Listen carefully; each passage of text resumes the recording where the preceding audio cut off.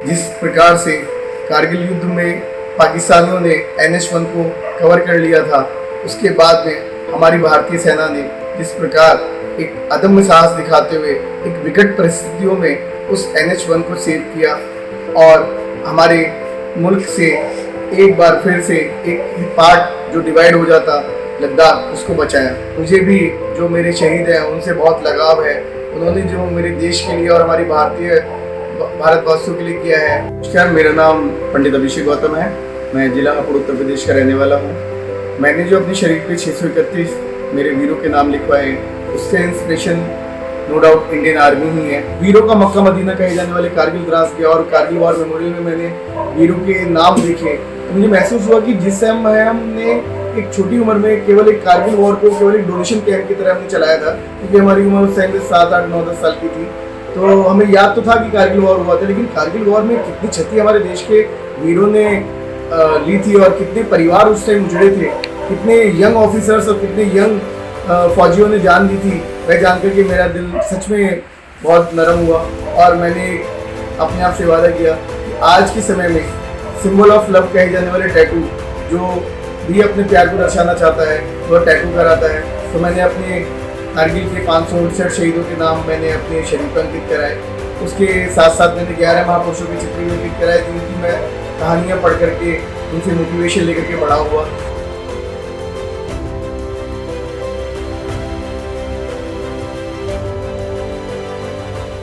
नमस्कार, मेरा नाम पंडित अभिषेक गौतम है।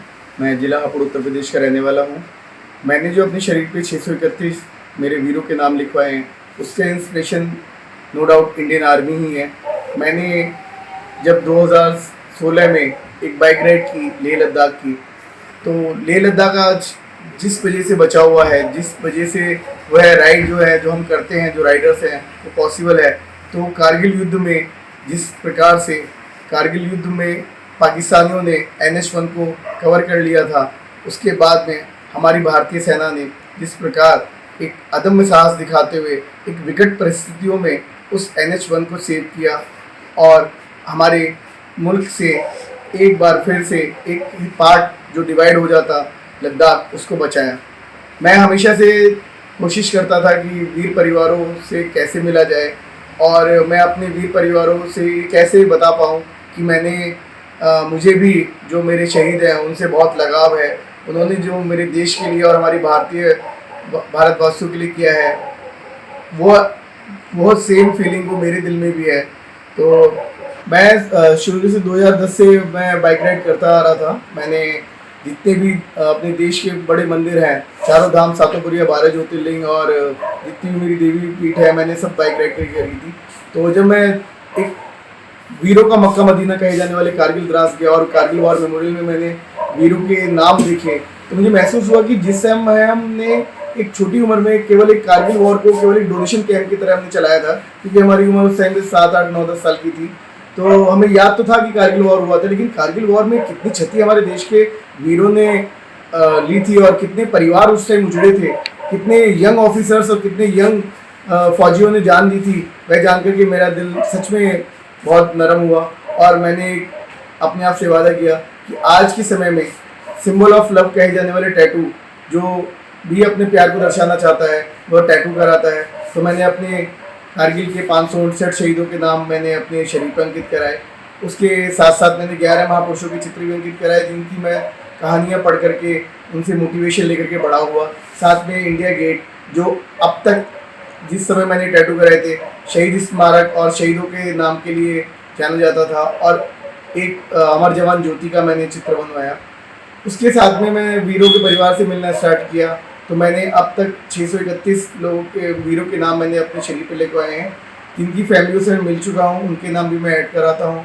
और मैं हमेशा से ये चाहता हूँ कि मेरा जो मेरे वीर हैं, उन्होंने जो हमारे देश के लिए किया है, हमारे जो युवा हैं वो उनसे प्रेरणा लेते रहें।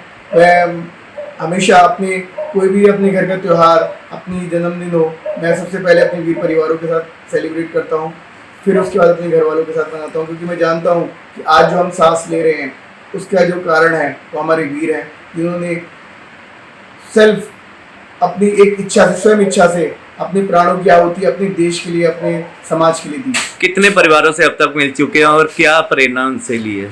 मैं अब तक 550 से ज़्यादा परिवारों से देश भर में बाइक राइड करके मिल चुका हूँ। मैं उनको स्मृति चिन्ह में अपना एक जो वीरों का स्टैचू है उसका एक पोर्ट्रेट बनवा के देता हूँ और एक दीपक अर्पण करता हूँ। और सच बताऊँ तो प्रेरणा स्रोत रहे हैं हमारे वीर। मैं कभी भी डिमोटिवेट नहीं होता, मैं कभी हतोत्साहित नहीं होता, क्योंकि मैंने देखा है कि किस प्रकार, किस विषम परिस्थितियों में और किन कंडीशनों में रह करके हमारे वीर हमारे देश की रक्षा करते हैं। जिस प्रकार आप सोचिए कि अपने घर में एक दिवाली, जन्मदिन या फिर कोई भी सेलिब्रेशन मनाने के लिए आप 10-15 दिन पहले तैयारी करते हैं। आप चाहते हैं कि हमारा जो त्यौहार है बहुत अच्छे से बने, उस त्यौहार को अपने बिना परिवार के सेलिब्रेट करते हैं।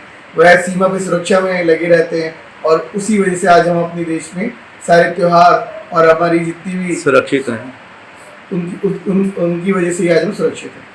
तो युवाओं का क्रेज कुछ और है, ये तो बिल्कुल अलग ही है आपका। तो कैसे मैनेज करते हैं? कुछ अलग से फील नहीं होता है नौजवानों को देख के? मैं प्रोफेशनली आर्किटेक्ट हूँ और मैं अपने प्रोजेक्ट्स के साथ साथ में मैं चाहता हूँ कि जितने भी जो मेरे वीर हैं उनकी गाथाएं, नो डाउट वो हमारी जिस प्रकार से सुरक्षा कर रहे हैं वो कोई नहीं कर सकता, इतना बलिदान कोई नहीं कर सकता। तो प्रोफेशन से आर्किटेक्ट हैं, अपना टाइम निकाल के शहीद परिवारों से मिलते हैं, काम पे कोई असर नहीं होता है? सर मेरा, जैसे मैंने बताया, मैं आर्किटेक्ट हूँ, तो मेरे जो प्रोजेक्ट्स हैं वो मेरी देश भर में कई जगह मैं काम करता हूँ, तो उसी के साथ साथ में मैं अपना समय भी निकालता हूँ। मैं नहीं कहूँगा मेरे पास कीमती समय है, क्योंकि मैंने वो समय, अगर वो कीमती है जब कहलाया जाता है जब मैं अपने शहीद के परिवार के साथ हूँ या अपने वीर भाइयों के साथ हूँ, तब मैं उसको अपने समय को कीमती कहता हूँ। अपना काम तो दुनिया कर रही है, लेकिन जो हमारे लिए काम कर रहे हैं, हमारे लिए सुरक्षा प्रदान कर रहे हैं। आप सोचिए कि एक अच्छा डॉक्टर जब अच्छा डॉक्टर बन सकता है तो देश सुरक्षित है। एक अच्छा इंजीनियर जब बन सकता है तो देश सुरक्षित है। तो जब सुरक्षा रखने वालों के लिए हम सम्मान नहीं रखेंगे तो हम अपने काम को कैसे कीमती बता सकते हैं। बहुत अच्छे। नौजवानों को कोई मैसेज देना चाहेंगे? नौजवानों को यही मैसेज जो मैं कर रहा हूँ वो आप भी कर सकते हैं। मैं बहुत बड़ा काम नहीं कर रहा। आप केवल अपने समाज में किसी भी वीर परिवार, चाहे वो शहीद का परिवार हो, चाहे वो ऑन ड्यूटी अभी जो वीर हैं उनका परिवार हो, आप उनके पास जाइए, अपने त्योहारों को उनके साथ सेलिब्रेट कीजिए। उनके माँ बाप को ये बताइए कि आपका एक बेटा हमारे देश की सुरक्षा के लिए अगर सीमा पे है तो एक बेटा मैं भी हूँ। आप निसंकोच मेरे को फ़ोन मिलाइए, मेरे से बात कीजिए और मेरे को कोई काम बताइए। ये याद रखिए, अगर कोई भी वीर परिवार या आपको जो शहीद का परिवार है वो आपको अगर कोई काम बताए तो सोच लीजिए कि आपको उसने दिल से अपना लिया है। तो दिल से अपनाइए वीर परिवारों को और वो उनका हिस्सा बनिए।